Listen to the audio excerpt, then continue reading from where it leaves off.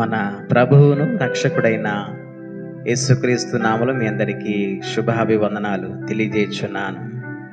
అందరికీ వందనాలు చెప్పు. అందరికి వందనాలు. అందరూ బాగున్నారా?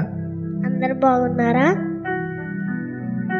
మరి ఈ ఉదయకాల సమయంలో దేవుని కృపను బట్టి వాక్యమును చదువుకుందాం. కీర్తన గ్రంథము 34వ అధ్యాయము 4వ వచనం చదువుకుందాం.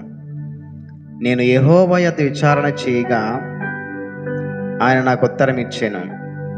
నాకు కలిగిన భయములన్నిటిలో నుండి ఆయన నన్ను తప్పించాను. ఇక్కడ చదవబడిన వాక్యంలో యెహోవా యొద్ద విచారణ చేయగా ఆయన ఉత్తరం ఇచ్చాను అని రాయబడింది. దేవుడి దగ్గర మనము విచారణ చేయగా అంటే దేవుని దగ్గర విచారణ చేయగా ఆయనకు ఉత్తరం ఇచ్చాను అంటే మనకి ఏ భయము మనం కలిగి ఉన్నామో ఆ భయము నుంచి అంట దేవుడు మళ్ళీ ఏం చేస్తాడంటే ఆయన తప్పిస్తాడు. తప్పకుండా నాకు కలిగిన భయముల నుండి ఆయన నన్ను తప్పించాను. మనకి ఏ భయం కలిగి ఉంది? అనారోగ్య భయం కలిగి ఉందా? ఆర్థిక ఇబ్బంది అనే భయం కలిగి ఉందా?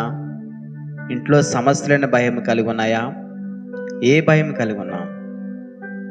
మనుషులను చూసి భయపడే భయం ఉందా? లేక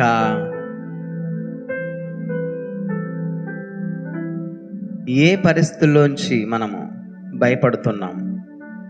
ఏ ఆలోచనలని భయపెడుతున్నాయి? ఏ మాటలు నేను భయపెడుతున్నాయి? ఎవరు నిన్ను భయపెడుతున్నారు?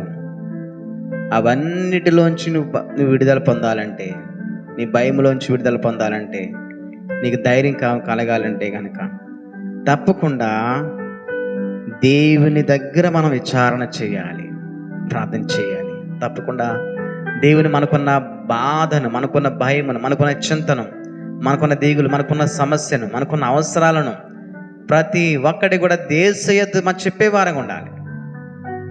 అప్పుడు దేవుడు ఏం చేస్తే చెప్పంటారా? మనకు కలిగిన భయములన్నిటిలో నుంచి, ప్రతి భయము నుంచి మనల్ని ఆయన ఏం చేస్తాడు? ఏంటైనా విడుదల చేస్తాడు. ఆ భయములోంచి మనను తప్పిస్తాడు. అట్టి కృప దేవుడు మనకు కావాలంటే కనుక మనం ప్రార్థిద్దాం, దేవునితో సహవాసం కలిగి ఉందాం, దేవునితో ఐక్యత కలిగి ఉందాం. అట్టి కృప దేవుడు మనకు అందరికి కూడా దయచేయునుగాక. ఆమేన్. God bless.